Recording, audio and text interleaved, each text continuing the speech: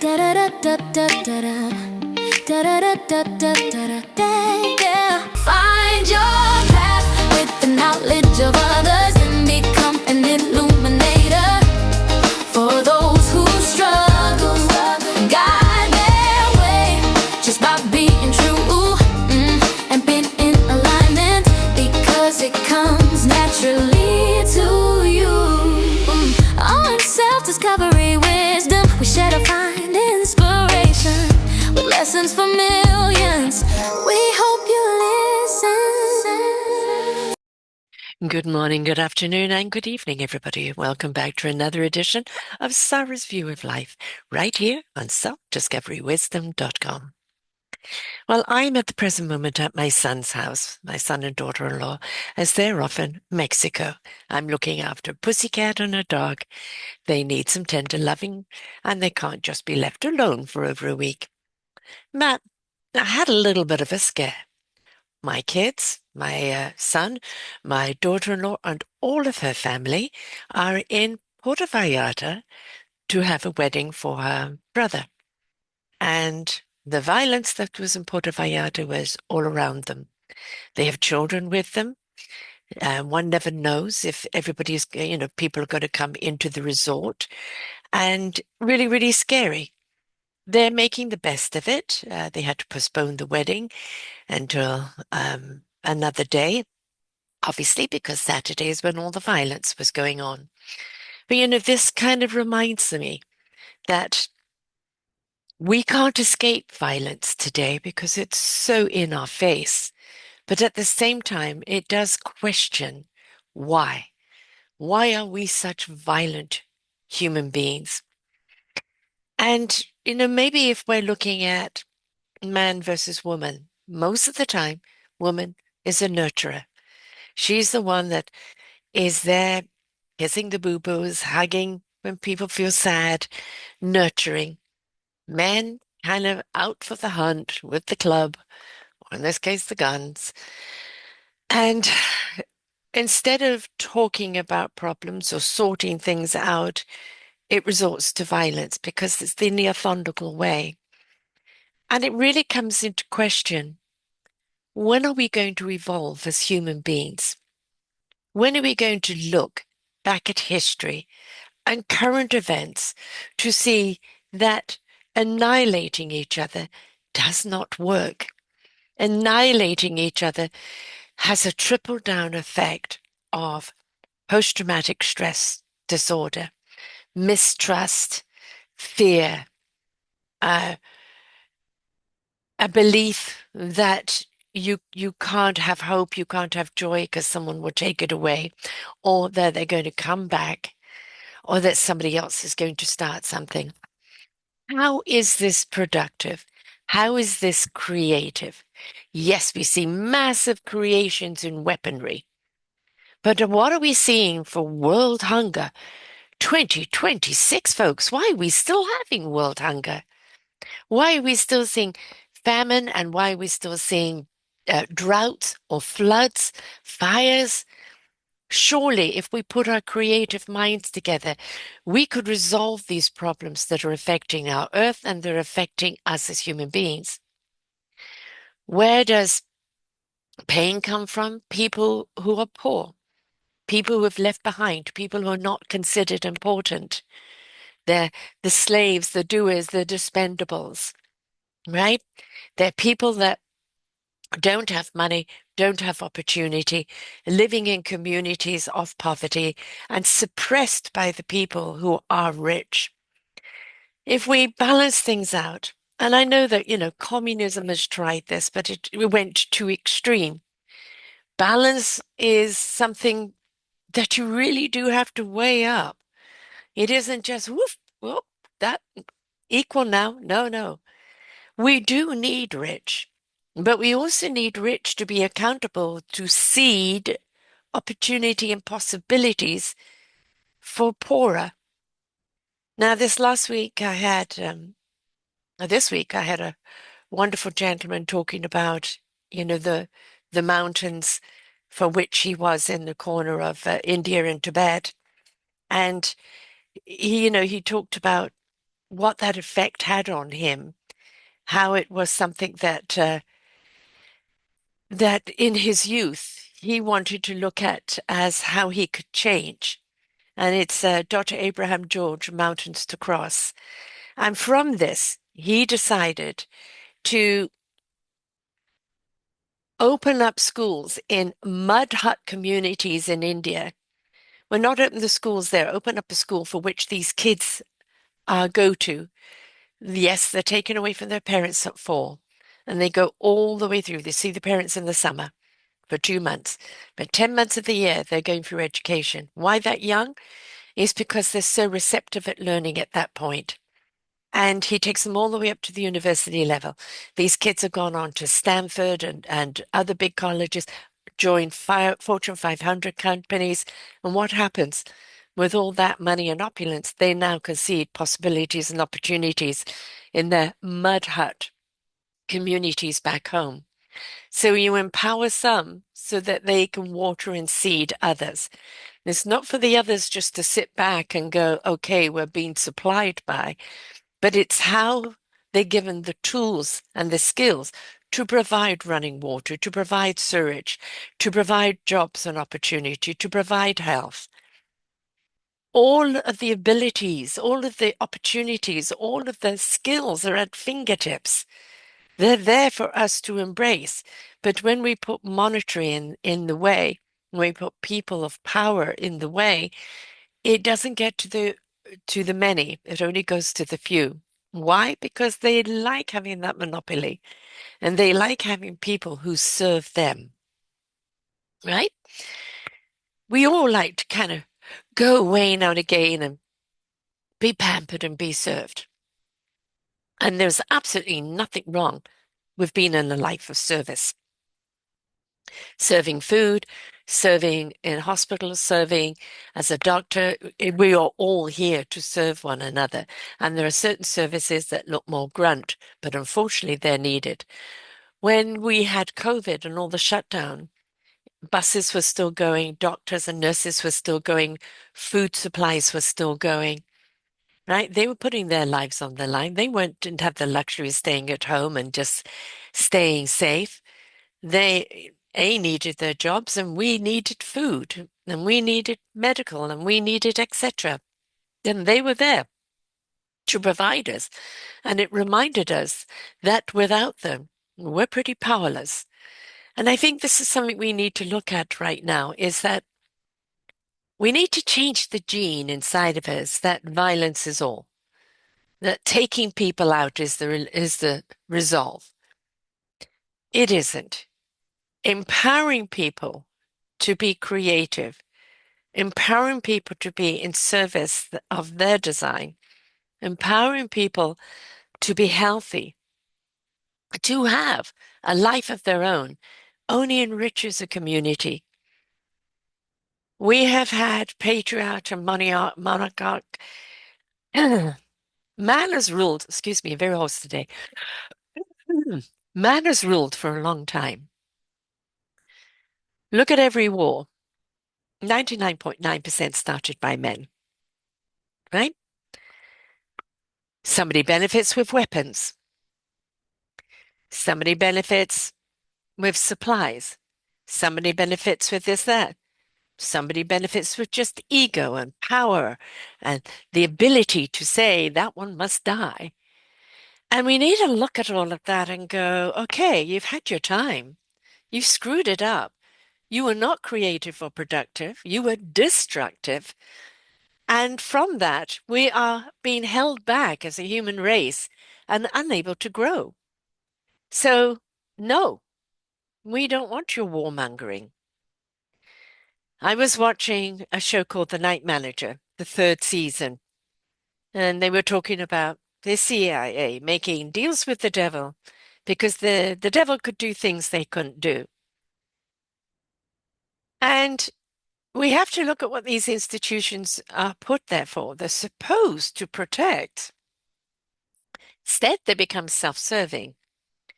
We look at politicians, especially right now, most certainly self-serving. Everything is about them. It's narcissism one-on-one. steroids narcissism. And it's all about them and their power, their needs, their wants, their opulence, their greed, at the expense of everyone else. So when are we going to say enough is enough? When are we going to say, hey, little boys, put your guns down, put your arrows down, read a book, create something, play a puzzle, build something, play with other people nicely, play games and be competitive. No cutthroat, no nastiness, no undermining, no lying, no cheating. Whew, could they do it? Well, if we teach them young enough, yes. Let's teach them right from the word go and how to play a game and not always win. To be a not to be a sore loser, but to be a graceful loser. To be encouraging of someone else winning. To play nicely. Yes, you can get competitive at playing a game, not to the point of nastiness, not to the point where somebody else will suffer from it. We have seen enough suffering in human lifetimes. Since the beginning of time, we've seen enough suffering. We have enough environmental suffering that we don't need to keep imposing more suffering on ourselves, on each other. Mama nature, mama common sense, mama love, mama discipline, mama empowerment needs to step up because Papa has just brought out the belt as his answer to everything. Why do these people come into power? Politicians, cartel, mafia, political leaders. Why do they come into power? Because they intimidate. And through that intimidation, they want to hurt someone, right? Maybe they want to do it because they like it, or maybe they want to do it because it gives them power. Maybe they love people being afraid. But what it does reveal is the smallness inside, the little boy inside that never learned how to play with others, that felt that they didn't get the attention they deserved, the little me child. And when we love our children, right from the word go, but show them boundaries. Boundaries. When to say no, when to say yes, when to stop pushing, when to accept other people of what they have to say, collaborating, sharing cohesively. When we teach them that right from the word go, we're going to see them be incredibly productive and be able to work with other people and see so much innovation come to be. But we're not going to see it when one person steps in with the thuggism attitude and takes someone else's toy, takes someone else's creation, smashes it up or takes it for themselves and have somebody beaten up for it. No, you've tried this from the beginning of time, hitting people over the head with a club. You're still doing it. Time to give it up. What has it achieved other than trillions upon trillions upon trillions of corpses and detriment everywhere and trauma everywhere, destruction everywhere? And I know you like to destroy because then you'd be, oh, how much am I going to get paid to rebuild the infrastructure? You knock it down, so you're going to get paid to build it back up. Well, no, you knock it down, you build it back up, and it's on your dime, mate. Accountability.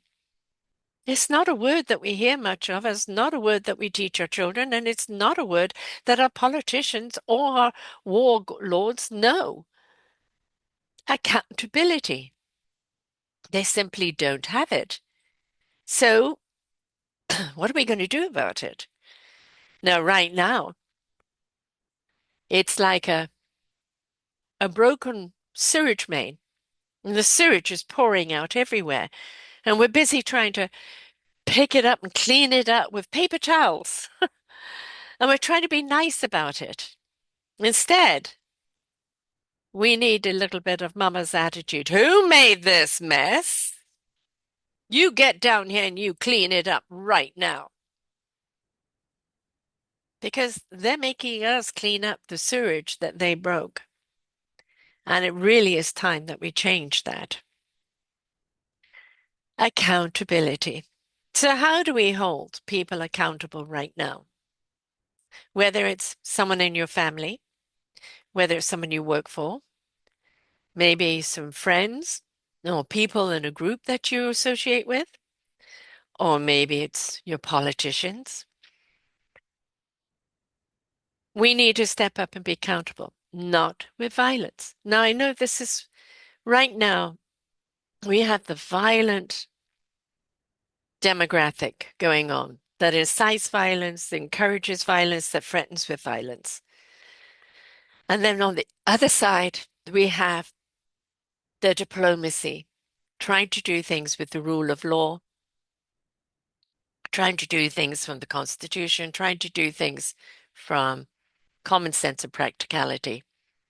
And unfortunately, on this side, all of that goes right over their head. I take Neanderthal caveman attitude. So we are going to have to push back a little physically. We're going to have to proverbially put them over our lap and give them a spanking. Unfortunately, some of them may like it too much, but you know what I mean. Unfortunately, when people only know violence, violence is all that they will do. As we saw in Puerto Vallarta, the head honcho was taken out, and then everybody started just burning everything. Buses, every car they could come across, businesses, just destroy, destroy, destroy. His time was up. He being cruel, the amount of souls he's going to meet on the other side that have been waiting for him. And yet you want to destroy everything in protest?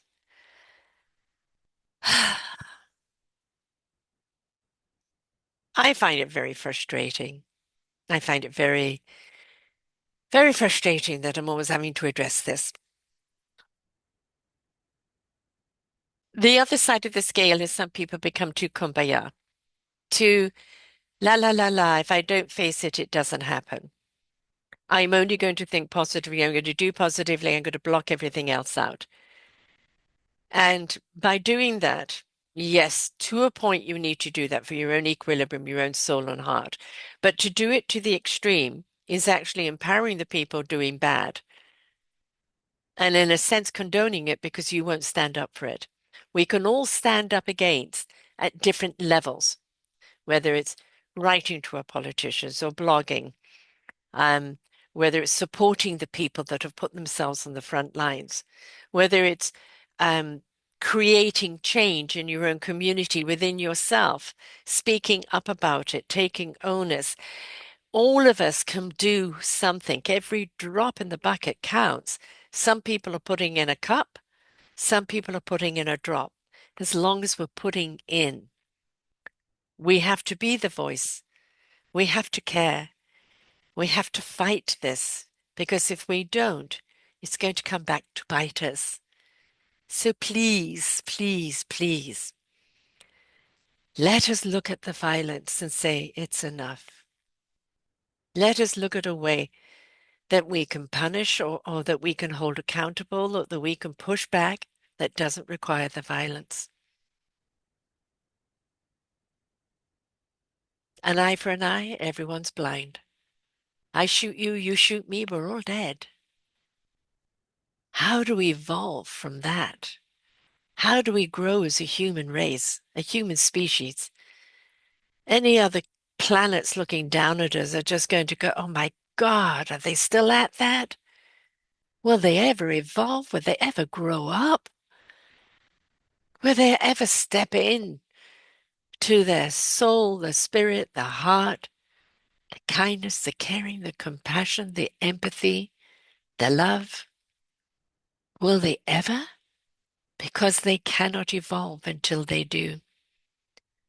So until we stop that violence, until we change the narrative, until we have firm boundaries on what we will and will not put up with, until we hold those accountable that are so destructive, hold ourselves accountable for our own inaction or actions,